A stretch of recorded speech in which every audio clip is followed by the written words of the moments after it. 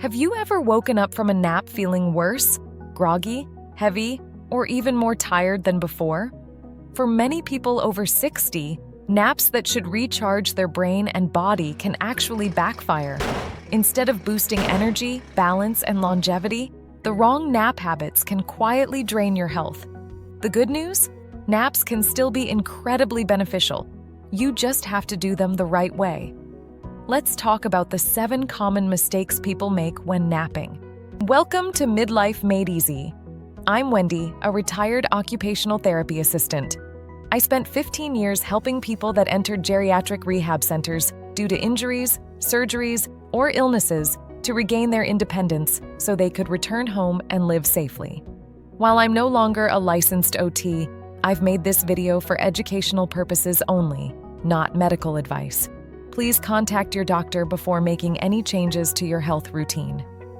Mistake number 1: napping right after meals. Everyone knows that sleepy feeling after a big meal, but lying flat too soon sets you up for reflux.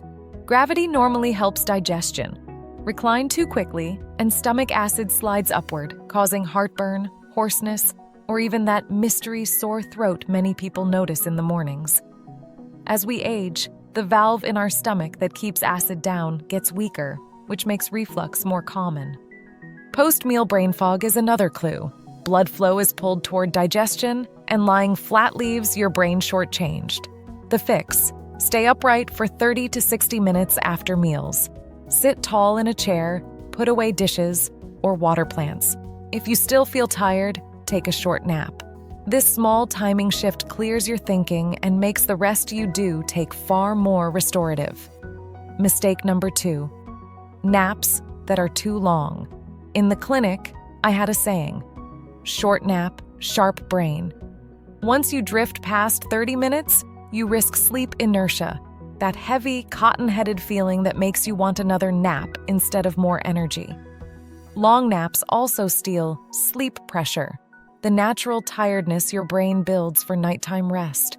The result? More nighttime wake-ups, morning grogginess, and memory problems over time. If you routinely nap for 2 or 3 hours, it may be a red flag. Causes can include poor nighttime sleep, sleep apnea, low vitamin D, medication side effects, or depression. The fix: aim for a 20 to 30-minute power nap. Set a timer and protect it like an appointment.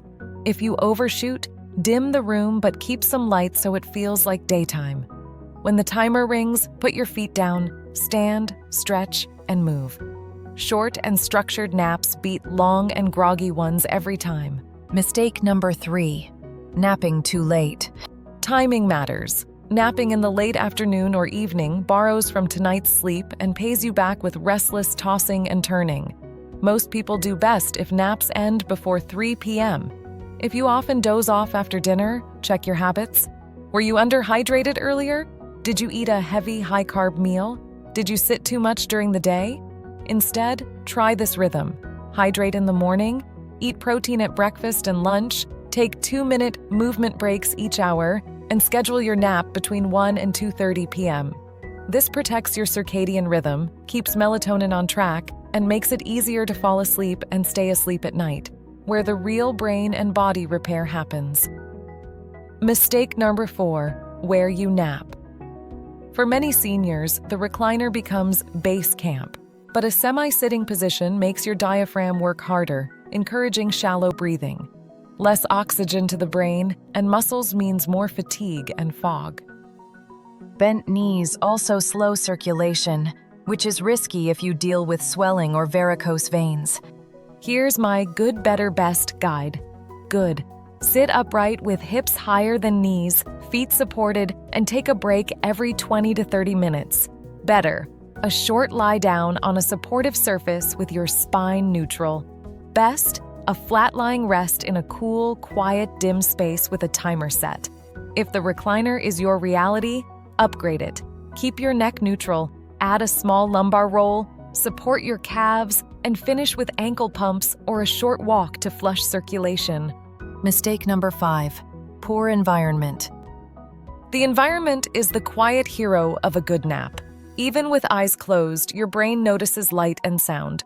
Bright screens signal daytime, and background TV chatter keeps you skimming the surface instead of reaching restorative rest. Posture matters here too.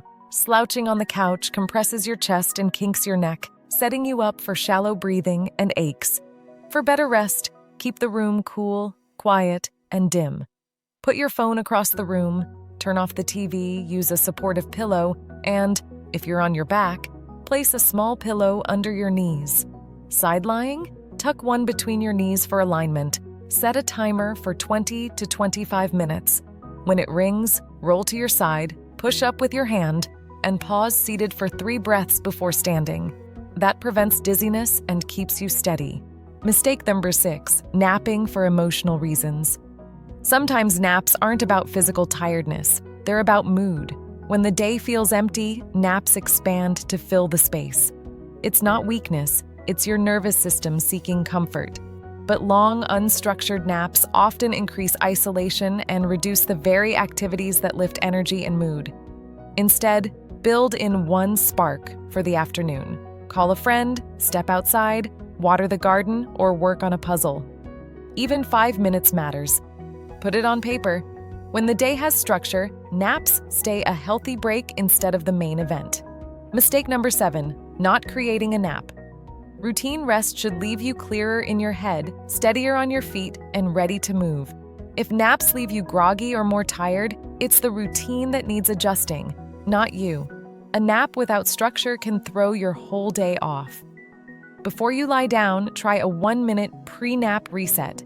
Ankle circles and shoulder rolls to calm your nervous system. After your nap, do a quick wake-up circuit.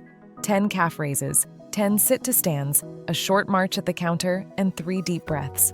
This routine helps regulate blood pressure, wakes up your balance system, and lowers fall risk in that just woke up window. But here's a bigger concern. Sometimes what looks like bad napping is actually untreated sleep apnea. Sleep apnea is a condition where your breathing pauses or becomes shallow during sleep, often without you knowing. Common warning signs include loud snoring, gasping, or choking sounds at night, waking with a dry mouth or headache, or feeling tired no matter how long you sleep. In seniors, sleep apnea doesn't just make you drowsy, it can raise blood pressure, strain your heart, increase stroke risk, and worsen memory problems. If you suspect sleep apnea, don't ignore it. Talk with your healthcare provider about a sleep study. These days, many sleep studies can even be done at home with a small monitor.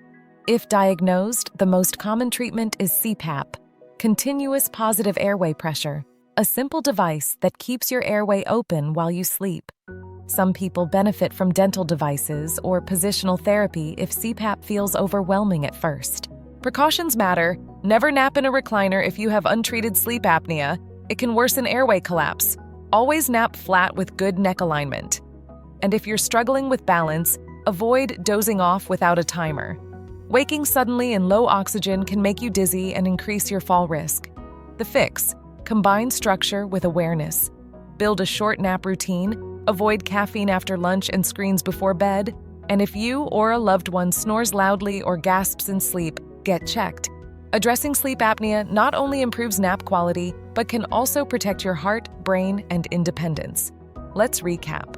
Here's a simple plan to try. After lunch, stay upright for 30 to 60 minutes. Schedule your nap between 1 and 2:30 p.m. Lie flat in a quiet, dim space, set a 20 to 25-minute timer, and finish with a quick wake-up exercise routine. Calf raises, sit-to-stands, marching, and deep breaths. Drink water throughout the day. Always do one purposeful thing per day. Step outside, text a friend, or water a plant. Stick with it for 2 weeks before you judge it. If you live with chronic conditions, focus on quality.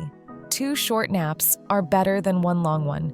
And if you rely on your recliner, improve your posture and finish with light movement. Here's the vision.